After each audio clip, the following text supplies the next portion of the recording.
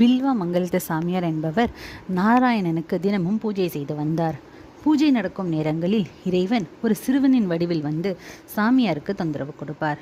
சாமியாரின் மீது ஏறி விளையாடுவதும், பூஜைக்குரிய பூக்களை நாசம் செய்வதும், பூஜை பாத்திரங்களில் சிறுநீர் கழிப்பதும் மாயக்கண்ணனின் லீலைகளாக இருந்தன.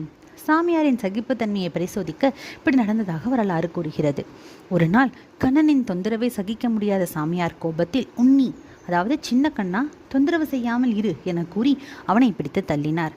கோபமடைந்த கண்ணன் அவர் முன் தோன்றி, பக்திக்கும் துறவுக்கும் பொறுமை மிகவும் தேவை. உம்மிடம் அது இருக்கிறதா என சோதிக்கவே இவ்வாறு நடந்தேன். இனி நீர் என்னை காண வேண்டுமானால் அனந்தன் காட்டிற்குத்தான் வர வேண்டும் என கூறி மறைந்து விட்டார். தன் தவறை உணர்ந்த சாமியார், அனந்தன் காடு என்றால் எங்கிருக்கிறது என்றே தெரியாது என்ற கவலையில் புறப்பட்டார். பல நாள் தெரிந்தும் காட்டை கண்டுபிடிக்க இயலவில்லை. பலரிடம் கேட்டும் அனந்தன் காடு எங்கிருக்கிறது என அறிய முடியவில்லை.